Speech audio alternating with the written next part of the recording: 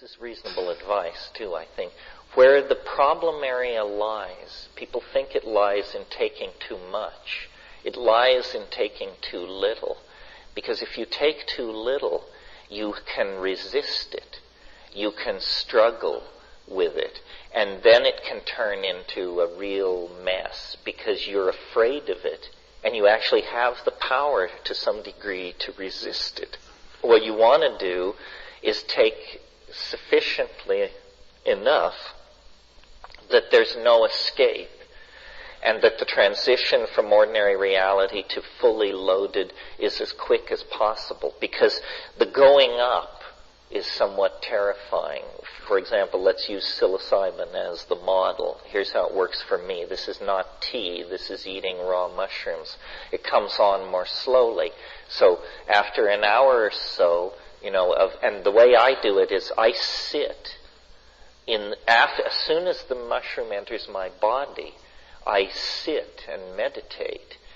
I noticed in South America they don't do it like this. They dose the ayahuasca, and then everybody just goes on talking about their motorcycles and the jobs at the sawmill and who's conning who. It's like totally, they toss it. There's a brief moment, they pour, they toss it down, then they all go back to raving at each other about mundane life, and then 30 minutes later, on the dot, the shaman blows his whistle or shakes his shakyapa, his leaf, dry leaf bouquet, and everybody settles down, and it's like it comes on within 2 minutes. As soon as the guy starts singing, he just invokes it. The way I do it is I take the mushroom or the ayahuasca, and then I sit and I roll bombers.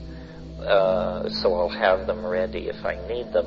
And I just sit as I'm going to sit during the trip, and I've unplugged the telephone, and I've gotten everything squared away, and it begins to come on at about the 40-minute or the 60-minute mark, and there's sometimes some nausea as it comes on, and then I smoke a bomber or half a bomber.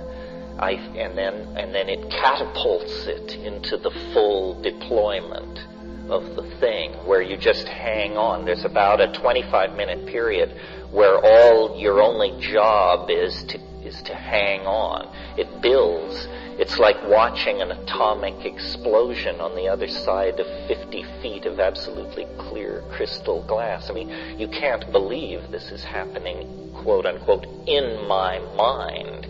You have the feeling that everybody from Seattle to San Diego has just crawled under their desk as this thing tore past.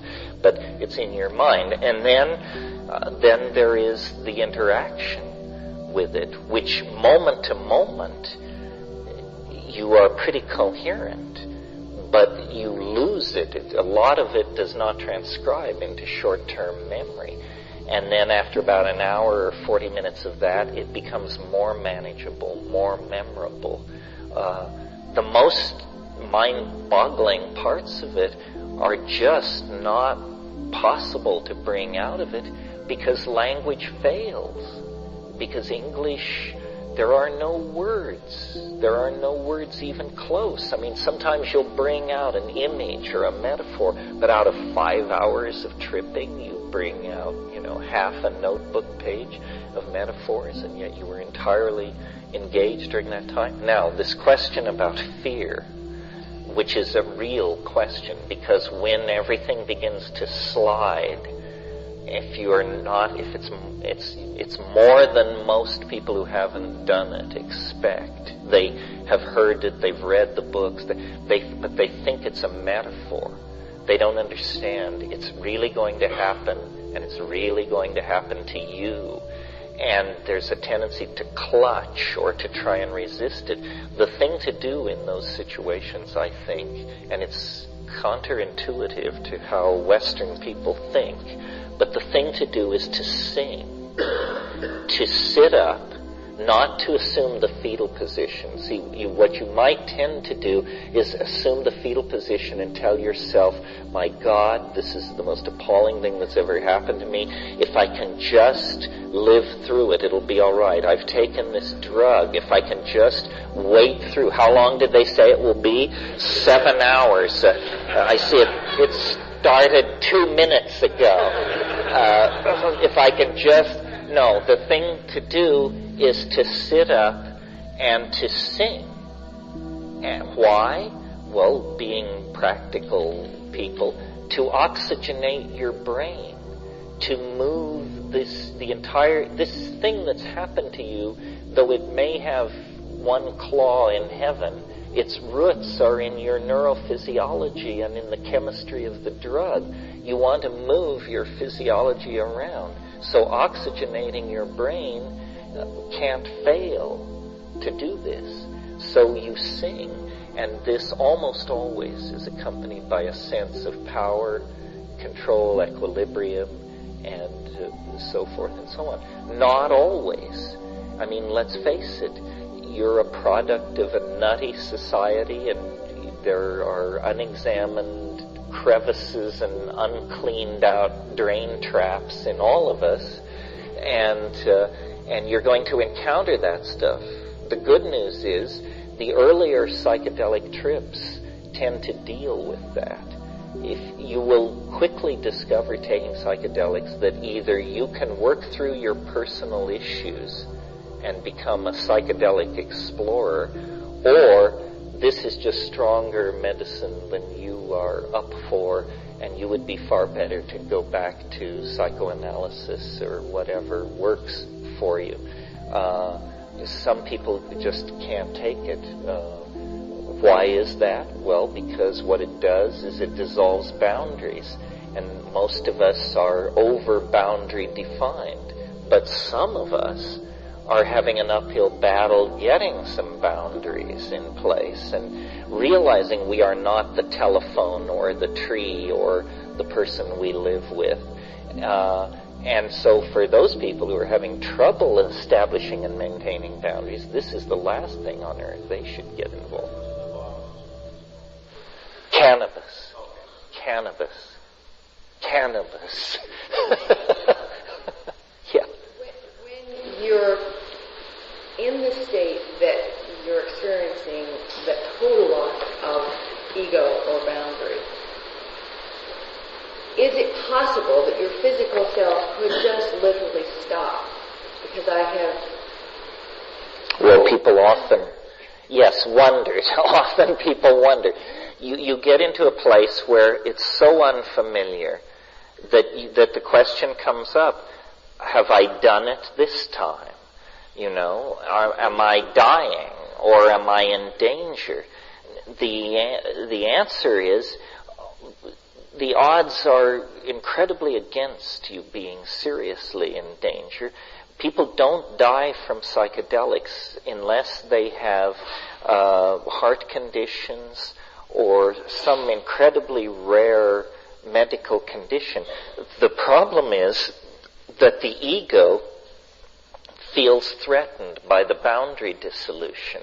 And its ace is your self-identification with it. And it can actually say to you, you are dying. And here's the evidence. And you have to say, no, it's unlikely. And sing your way through it. But this is really tough. I mean, this is, the Buddhists talk about slaying the ego. This is slaying the ego for real. You must slay it, otherwise it will spread panic into your whole psychological system will give way to panic and hysteria. So unless there is some real reason to think you're dying, and you should have done your homework, you should know what to expect. For example, if you take LSD and begin intense bouts of vomiting, this is not a proper reaction to LSD. Something is wrong, either with the LSD or with your relationship to it. You should know what because a typical trip will put you through changes, but is not dangerous. But if you suddenly begin exhibiting some symptom, heart fibrillation or something like that, then you want to have, this is why then there's always the issue of the buddy system. Should there be somebody else there, and what about all that? My position is, if you're anxious, then you should have a sitter. If you're going to do it alone, you should certainly tell someone so that they will check on you after a while. I don't like doing it in groups or with sitters because inevitably I get spun into them. What I want to do is go as deep as possible and and even if I'm alone with one other person, culture is the third guest at the table. If you start, I've often found myself in the middle of psychedelic trips thinking, I'm sure glad there's nobody else here to see this, because I'm sure it would alarm an observer, because I have my leg thrown back up over my neck and I'm screaming in Urdu or something. But it's okay. After a few minutes, it's okay. But if there were an observer, they would feel the need to do something, And often, like I've seen people smoking DMT, and people moan, and they say, no, no, no. And they moan, and so then, you get them back together and constituted, and you say, how was it? And they say, it was fantastic. So you realize, how they present is not reliable.